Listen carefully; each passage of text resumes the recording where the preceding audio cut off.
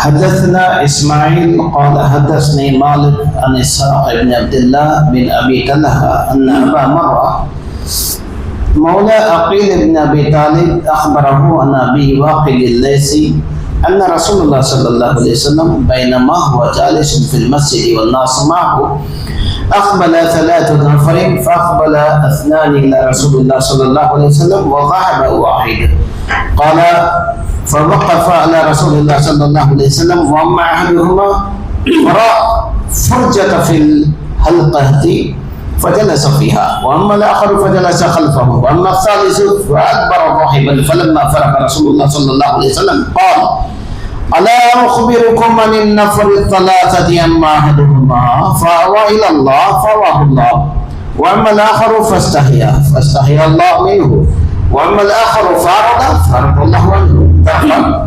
صحيح Bukhari wal Muslim aidan.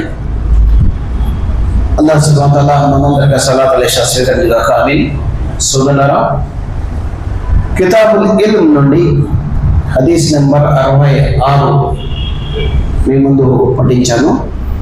ఇందులో ఇమాం బుఖారీ రహమతుల్లాహి అలైహి వారు ఈ హదీస్ తీసుకొని వచ్చారు. ప్రవక్త ముహమ్మద్ సల్లల్లాహు అలైహి వసల్లం వారు మస్జిద్ నబవీలో కూర్చొని ఉన్నారు. తర్వాత సహాబాలందరూ కూడా దైవ ప్రవక్త సల్లల్లాహు వారి ముందు కూర్చున్నారు. అయితే ఇంతలో 3 వ్యక్తులు మస్జిద్లోకి ప్రవేశించారు. ద్వారం దగ్గరికి ఎంట్రీ దగ్గరికి 3 వ్యక్తులు ప్రవేశించారు. అందులో ఒక వ్యక్తి వఅమ్మా అహదుహుమా ఫరా ఫర్జత ఫిల్ హల్qati ఫజలస ఫీహా.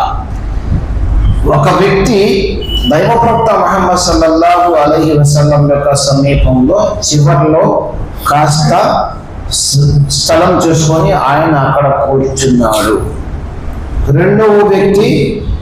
రెండవ వ్యక్తి ప్రవక్త ముహమ్మద్ సల్లల్లాహు అలైహి వసల్లం గారి సమీపంలో స్థలం దొరకలా ఆయన అల్లంత దూరాన చివరన ఆయన కూర్చున్నాడు. 2 వ్యక్తులు. 3వ వ్యక్తి మూడవ వ్యక్తి నిలబడి కాసేపు ఆ తర్వాత బయటికి వెళ్ళిపోయాడు.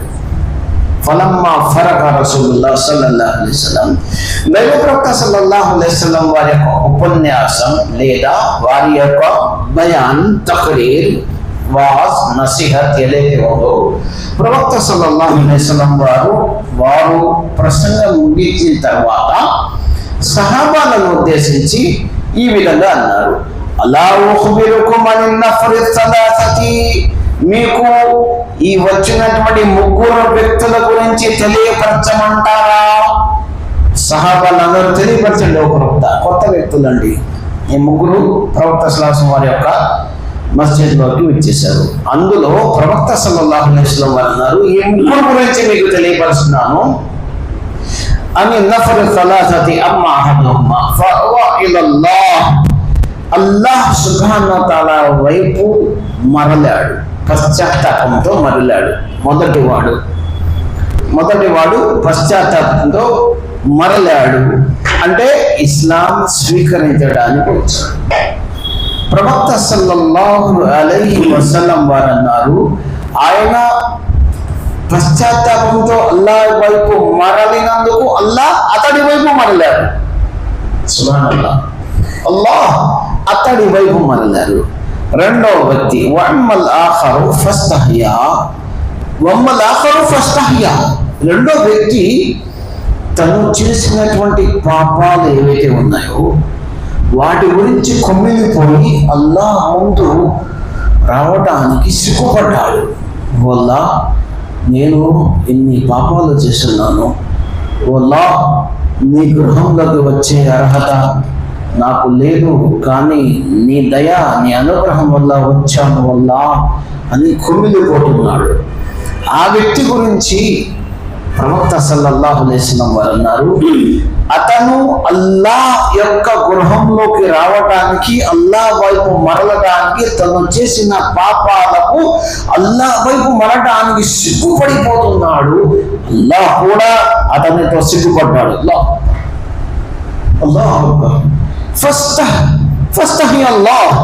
అల్లాహ్ సుబ్హానహు వ తఆలా కూడా నా దాసుడా, నువ్వు నా వైపు మరలిన తర్వాత నేను నిన్ను క్షమించకుండా ఎలా ఉండగలను అని అల్లాహ్ అతనితో సిగ్గుపడ్డాడు.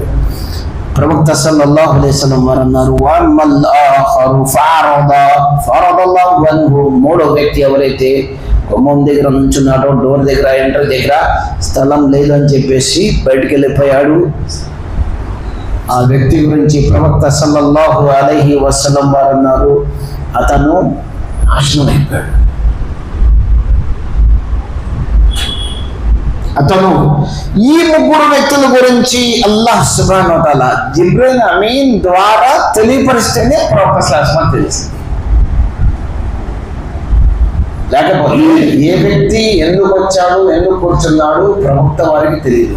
ప్రవక్త వారికి హృదయాంతరాల విషయాలు తెలియవు, అల్లాహ్ తెలియపరిస్తే తప్ప.